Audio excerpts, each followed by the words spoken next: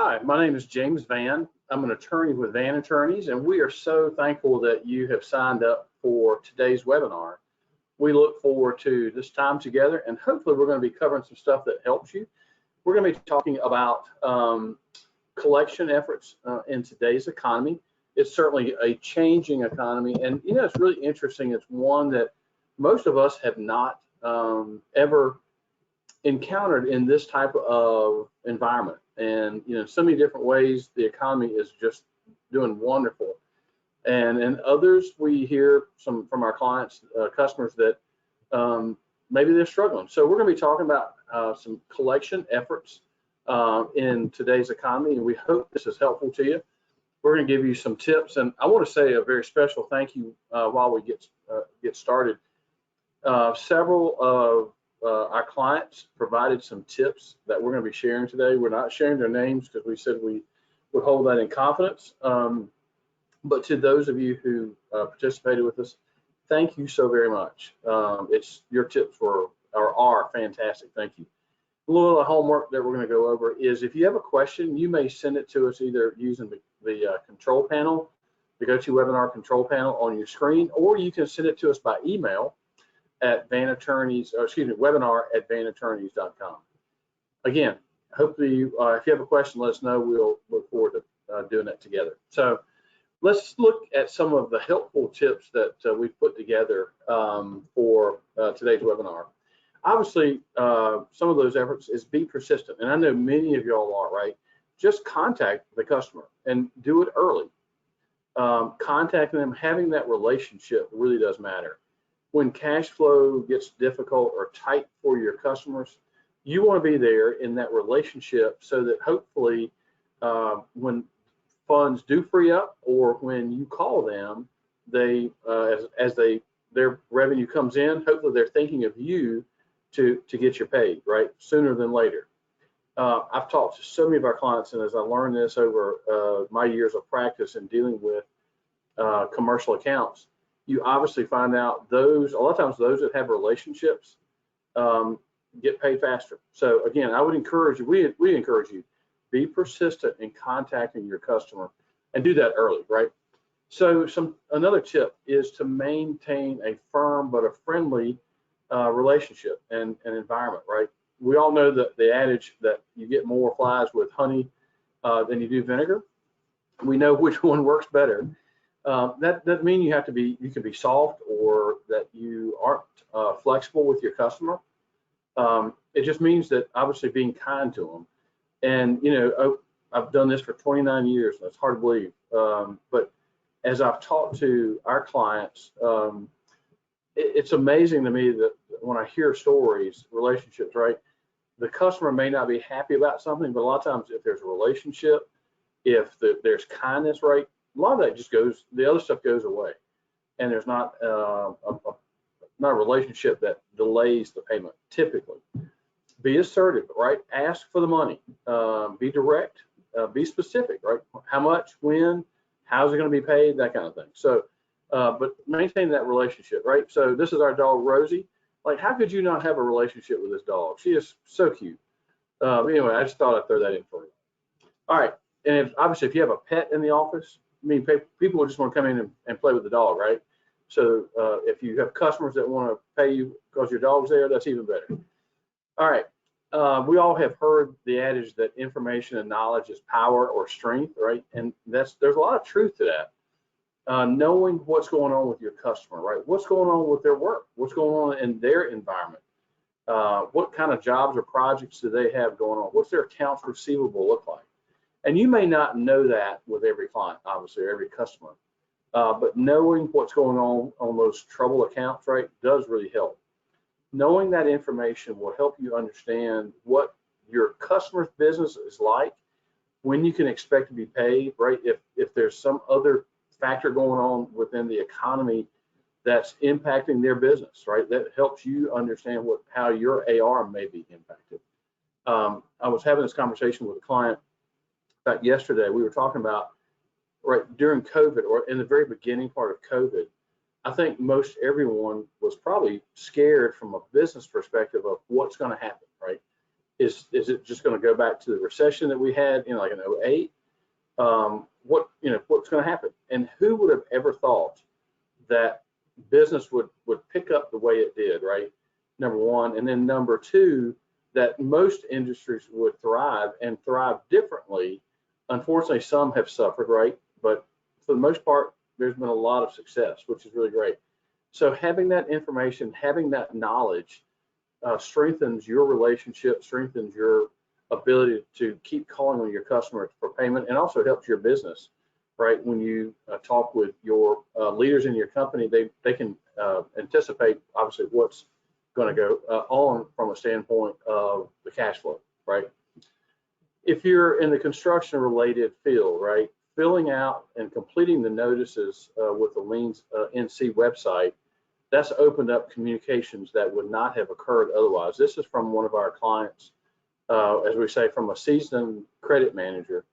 And thank you for that tip. So again, making sure if there are notices that you can file, to do that, to take advantage of that. This person says, and I've known this client for a number of years, really good at what this person does.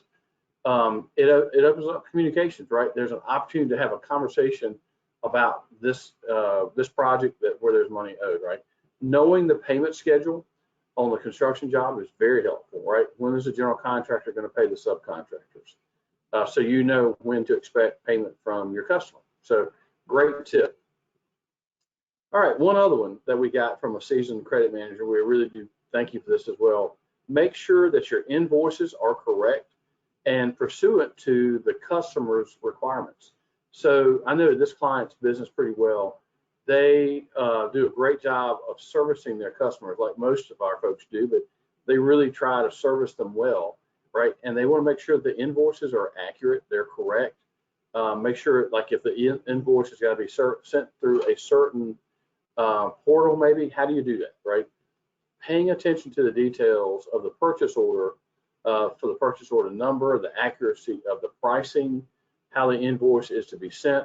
Do you use the customer's portals, or you can send it PDF and an email? What does that look like, right?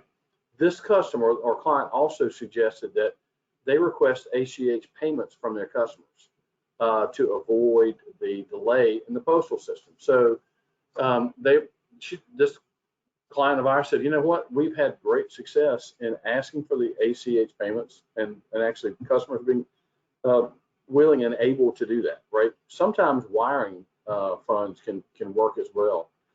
So again, another great tip, and it's really interesting. I think, at least from what I can tell, a lot of checks that are still obviously involved with commercial entities, but a lot of companies have switched over to credit card payments or an ACH payment. So I'm sure that y'all have seen that as well. From another seasoned credit manager, allowing the customers to pay with credit cards when necessary and to negotiate the credit card fee in order to make the payment process more attractive.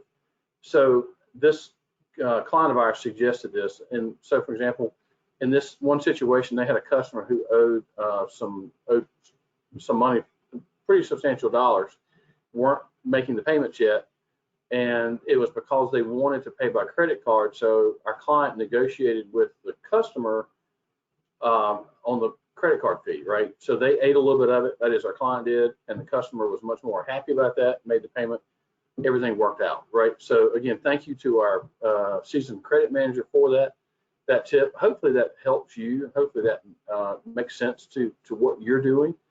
And I know a lot of our clients have started accepting credit card payments, and we all know the credit card fee is at times, it's pretty substantial. It can be substantial. So if you have the ability to throw that into the negotiation mix, it's always helpful. So another tip we got was develop and build on the relationship with the customer. Listening can oftentimes be beneficial if the business context, but a personal context too. Not only so business, but also personal. Just listening to them, right? This credit manager who shared this with me was saying that this customer recently had shared with them some family health issues, right? And just, it's one of those heart issues, right? Heart in the sense that it's heavy on your heart, right? But they have that relationship, right? So this credit manager listened to the story, could empathize with their customer, and just the relationship factor for that is huge, right? Hopefully that's going to be a customer for life for your business. Use texting as a way to connect with the customer, and then to also follow up on the promised payments and when payments are made. This credit manager even said that when they talk to a customer says, I want to pay you, say $10,000 next week by credit card. Once that comes in, this credit manager follows back up with the customer by text to say, hey, thank you, got your $10,000 payment by credit card. Thank you for doing that. A great touch to the customer, right? That customer probably, unless something else goes on internally wrong, will probably be committed to that business for a long time. That's what you're looking for, right? That relationship. Again, thank you to our seasoned credit manager for that tip. Another great tip from this same credit manager was that she prays for wisdom daily. What a huge prayer. I pray for wisdom all the time as well. But she includes her problem accounts in her prayers, right? And she has a little sticky note, puts on her Bible. She prays for them, asks God for guidance as far as that customer goes and the ability for them to pay their bills. And when I read that, I was like, oh my, that's awesome. I mean, what a great commitment for that credit manager to really take that on that much. And just from the relationship factor again, it seems like relationship keeps there's a thread for that throughout, right? But again, praying for wisdom for yourself, discernment about how to handle that, praying for your customers as well. Great way to improve what you're doing. So, all right, this is a picture I saw recently. It says the therapy dog after I shared all my problems. A friend of mine said that to me. I was like, ooh, I think I can relate to that. So I thought that was pretty funny. All right, we have a poll that's going to pop up on the current economy. Would love for you to weigh in on that for us, please. So that's popping up now. So do you feel that the economy is tightening and that cash flow for your customer is getting tighter? So not at all, somewhat, or definitely. So y'all are voting. So we'll give you a few more seconds to put that in. We're about 70% in, so a few more of you. We'll give you about 5 more seconds, and then we'll close it out and show you the results. All righty, y'all are doing a great job. Thank you so much for voting on that. So let's look at what the results are. So 15% say not at all, right? You don't think the economy is getting tighter at all. 50 says somewhat, 35% definitely. So that's interesting. So 50% somewhat, 35 definitely. So it gives you a little bit of an idea. Okay, so thank you so much for that. All right, let's look at some additional tips, right? Some of these we've talked about in the past, but they're great reminders about how you communicate, right? Avoid deceptive text or communications in emails or however you say that, right? Obviously, I don't think anybody most people of our clients, I should say, are intentionally deceptive. Be truthful. Be careful what you say and what you write. It's one of those things that, if you think through it, you just want to make sure always what you say is going to, if someone looked at it later, they go, oh, absolutely, that's still true, right? When you communicate with them either by text or email or phone calls, right, even voicemail, identify yourself, right, who you are, what your company is, what your title is. If you're leaving a message, avoid leaving it in great detail about the debt, because you never know who's going to hear the message, right? Especially if you're calling to an individual, you don't want to give a lot of detail. But even with commercial stuff, you want to be really careful about it. You can say, hey, look, my name is James Vann. I'm calling on behalf of X company. I was calling such and such about your account. Please give me a call back following number, right? Don't reveal debt information to third parties. And I know sometimes that can get a little blurry. So for example, let's just say you've got a customer and there's a personal guarantee or just an individual that you always deal with, but that person's spouse calls in and you're not certain because you don't have the information as to whether or not the spouse is involved in the business. Probably need to avoid talking with that spouse unless the personal guarantor or the company, the person that you deal with all the time says, yes, you can talk, and then have a written confirmation of that as well. So avoid contacting third parties about the debt and confirming. So obviously don't threaten criminal prosecution with civil gain. And we've mentioned that before in a webinar. So what that means is this: if you let's say you get a bad check, right? Check bounces. If you call up the customer and say, hey, I'm gonna tell you what, you're gonna go to jail if you don't pay me this check. Well, that's threatening criminal prosecution, right? You can obviously say, if you don't pay me for this bad check, right, we're gonna do everything we can to prosecute it both criminally and civil. You're saying basically the same thing. They're not gonna lock them up unless it's really big dollars. But at the same time, you can threaten. You should not threaten criminal prosecution, but you can say, we will criminally prosecute this if you don't pay it, right? That's somewhat the same thing, but you're not threatening criminal prosecution. So just be careful in how you say it, right? And sometimes it's the tone as well. And if you're putting that in a voicemail or an email or text, you got to be really careful how that's worded. So some other tips: contact your customer as soon as the account is past due, right? We all know the longer we wait, right, the less chance that you will have of the customer actually paying it. Stick to the facts, right, and to the details. Avoid the emotional conversations with the customer. It's business. It's not personal. This is not a time where you want to blur those lines, right? It's you might listen to whatever issues they're having, right, and have some empathy. But at the same time, this is business. I understand that there may be other things going on, but how are we going to get this paid? Make sure that it's easy for the customer to make the payments too. A lot of times, you know, it's if it's hopefully where they send the check or how they make the electronic payment is on their invoice, or if they're getting an email, it's clear how they make that payment. Make it easy, right? Follow up with the customer when promised. And when the payments are promised and they're not made, right? You want to make sure that there's a tight follow-up, that you've got a great system that works for you as to when you know they're supposed to make the payments, when the payments are promised, and whether or not you receive them. We had a payment that was supposed to be coming in from a debtor. It was supposed to come in last week. It didn't, and they've got an attorney. It was supposed to come in Monday and Tuesday, and then finally showed up yesterday. Still was not in the form that it was supposed to be in. But we kept contacting the opposing counsel. Hey, no check today, no check today. And we have a hearing, or actually a trial next week. So that's why we were trying to get in early so that we could not have, and no one would have to spend the money to get ready for the trial. Thankfully, we got it for the client, but at the same time, it's one of those, just have that tight follow-up. I think it'll help you. All right, so some people have asked us, hey, could you help us with a sample call? Like, yeah, I think you can say, hey, such and such, you know, this so-and-so, right? You're trying to reach such and such person, right, with their company. I'm calling you regarding your account. Our records indicate that, you know, invoices number of so and so and so and the amount of X number of dollars are past due. The total amount due is X, right? How are we going to get that paid? When are you going to be able to make that payment? Everybody comes up with their own little language and their questions. One thing that it's worked for me over the years is when I call one of your customers and I get them on the phone, right? Hey, identify myself, tell them why I'm calling, and just say, hey, look, how are we going to get this paid? And then be quiet. And it's amazing what that does. A few times I've received a response to that question that I don't want to repeat on the webinar.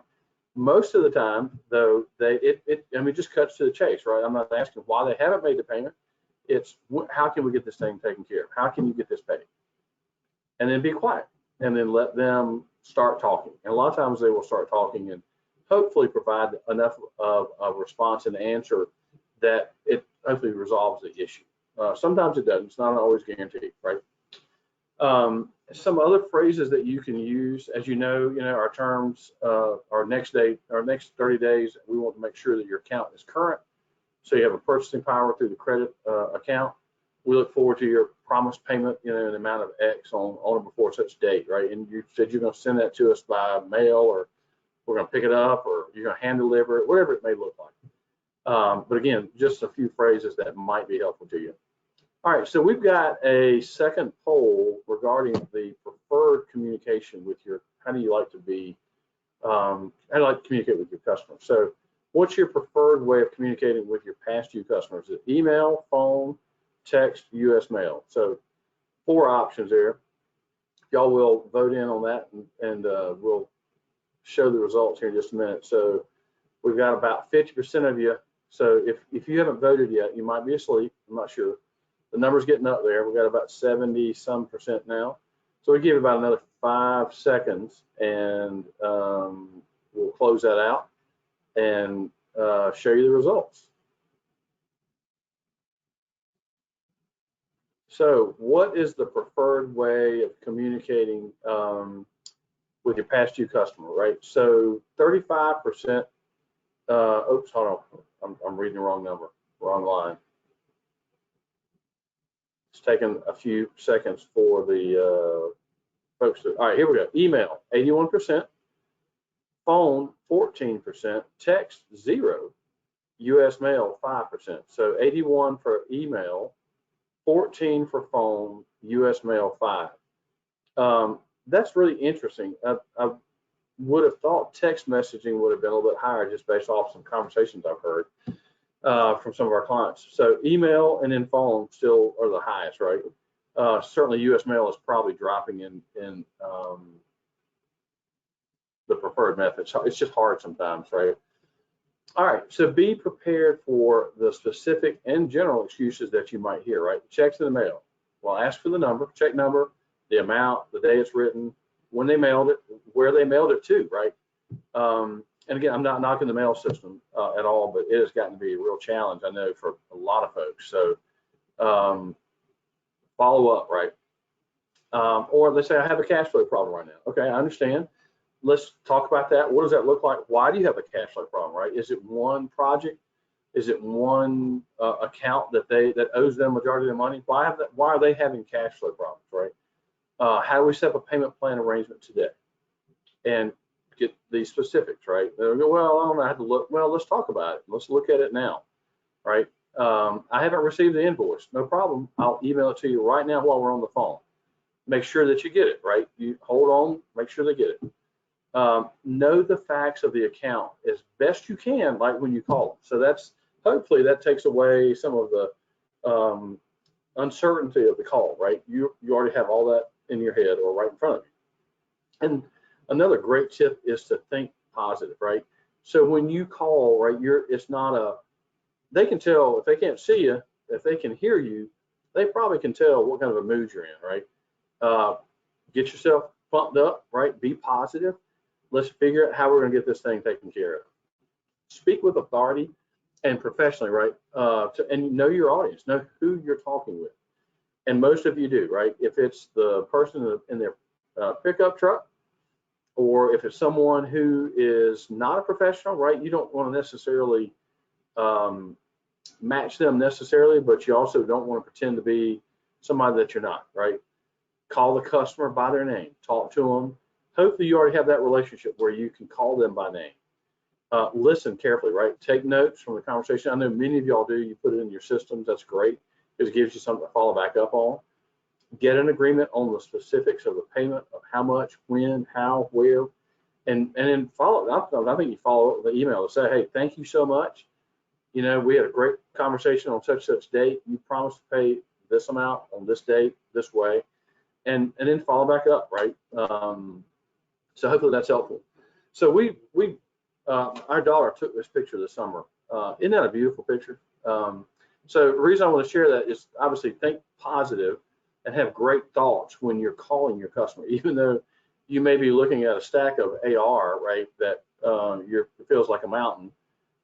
Think positive, keep yourself in a great mind frame. So one thing that I wanted to share with you, and I've said this sometimes over the years, I had a great friend who unfortunately has retired, and she was a client of ours. She was a credit manager for one of our customers, and love that lady to death. She has been a great friend. Unfortunately, she moved out of state, so I don't get a chance to see her as often. But I'll tell you, she was miserable in her job, and we talked about it a lot. It was not just her job, but it's what she was doing, right? It just eventually wore her down.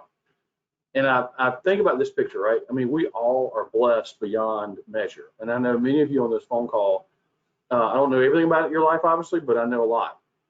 And good gracious, we all are blessed. So don't let the delays of your customers paying get you down, right? The nuances, don't let it get you down. You know, it's part of your job. Thankfully, we all have job security, but don't let it get you down, right? Life is just too good to be negative. Life's too good to be down the dumps, right? It's just part of the process. And if this makes you happy, or if it's a mountain scene that makes you happy, or a dog or cat or praying, right? Whatever it is, keep your eyes focused on things above, and I promise you your days will be a whole lot better. So I know some of y'all had submitted questions. I hope we got those answered for you. So one of the questions we got was, do you have to let the customer know if the collection call is on a recorded line? Does the customer have to let you know if you are on a recorded line?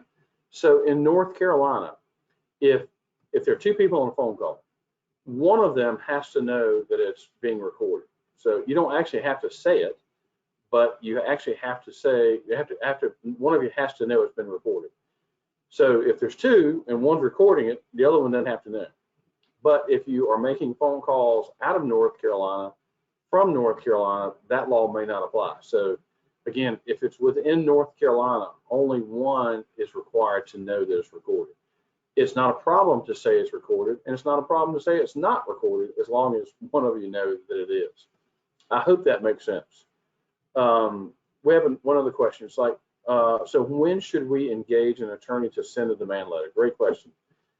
I would say this: if you're not getting feedback or communication from your customer, 45, 60 days, you need to be figuring out what to do.